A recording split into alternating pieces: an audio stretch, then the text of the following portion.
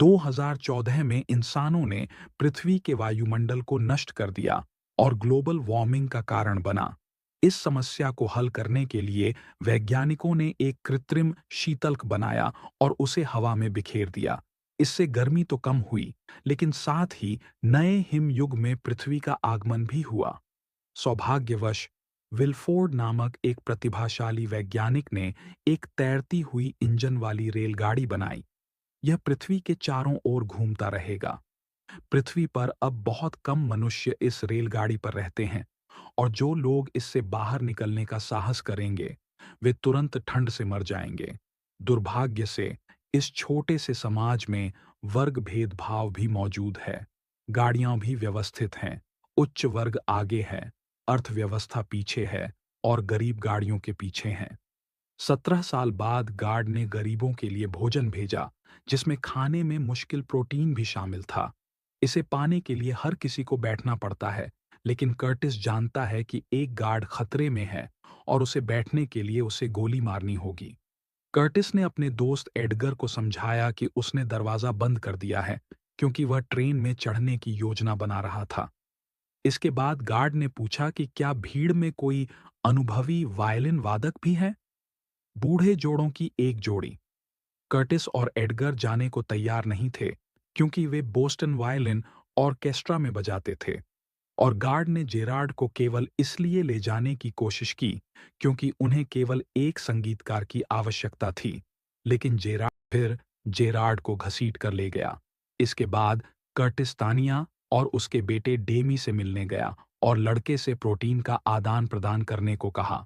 Curtis ने अपना नया प्रोटीन काट दिया और उसमें जानकारी का एक थैला पाया, और उसने उसे विल्फोर्ड के साइन बोर्ड के बगल में दीवार पर बैठे एक अकेले बूढ़े व्यक्ति जेरेम को दे दिया। जानकारी के अनुसार वह आदमी बूढ़े आदमी का है। कर्टिस उसे ढूंढना चाहता था ताकि वह क्रांति में उनकी मदद कर सके। इसलिए जेरेम ने कर्टिस को उनकी पसंद की योजना बनाने में मदद की। बाद में जब सभी सो रहे थे, तो विल्फोर्ड के सहायक क्लाउड के साथ गार्डों का एक समूह आया, और क्लाउड ने अपनी मुट्ठी से सभी बच्चों को मापना शुरू कर दिया। अचानक क्लाउड तानिया के पास गया, उसकी स्कर्ट उतारी और डेमी को वहां छिपा हुआ पाया। इसलिए डेमी ने भागने की कोशिश की और उसकी मां चिल्लाई। हालांकि गार्डों ने डेमी को पकड़ लिया और तानिया को चुप कराने के लिए उसकी पिटाई की। अधिक माप लेने के बाद क्लाउड डेमी और एंड्रयू के बेटे एंडी को अपने साथ ले गया, और एंड्रयू ने क्लाउड पर एक जोड़ी जूते फेंकते हुए चिल्लाया और चिल्लाया। इसलिए गार्डों ने उसे तुरंत पकड़ लिया। थोड़ी देर बाद छोटे फ्रैंक और बूढ़े फ्रैंक ने एंड्रयू की गर्दन पर एक पत्थर रख दिया और फिर उसकी बांह को दीवार पर एक छेद में डाल दिया, जिससे वह 0 डिग्री से नीचे के तापमान की भावना में दर्द से चिल्लाने लगा। इसके बाद मंत्री मैसन वहां पहुंचे और यात्रियों के अनियमित व्यवहार के बारे में लंबा भाषण दिया। उसने फेंके हुए जूते एंड्रयू के सिर पर रख दिए और कहा, ट्रेन में सामान एक निश्चित क्रम में होना चाहिए। फिर मैसन ने विल्फोर्ड को भाषण देने के लिए फोन किया, लेकिन उसने नहीं, और उन्होंने सजा पूरी करने के लिए उसे एक बड़े हथौड़े से तोड़ दिया। अगले कुछ दिनों में गरीब लोगों ने कड़ी मेहनत शुरू कर दी और चीजों को एक साथ जोड़कर एक ऐसा उपकरण तैयार किया जो क्रांति में मदद कर सके। कर्टिस ने कुछ कोका कोला भी लिया, जो एक प्रकार का पेय पदार्थ है जिसका उपयोग औद्योगिक अपशिष्ट की गति का अंदाजा लगाने के लिए किया जाता है। लेकिन यह भी अत्यधिक नशे की लत है। वह सोचना बंद नहीं कर सका। यह तथ्य कि पुलिस इस हथियार का इस्तेमाल बंदूक की तरह कर रही थी, यह अनुमान था कि पिछले प्रतिरोध में उनकी गोलियां खत्म हो गई थीं। जब सभी लोग काम कर रहे थे, तो टीम के कलाकार ने सभी महत्वपूर्ण क्षणों के लिए काम किया। उन्होंने अपने बच्चे का चित्र एंड्रयू और तानिया को दिया। एक दिन अचानक अलार्म बज उठा। हर कोई गार्ड का इंतजार कर रहा था।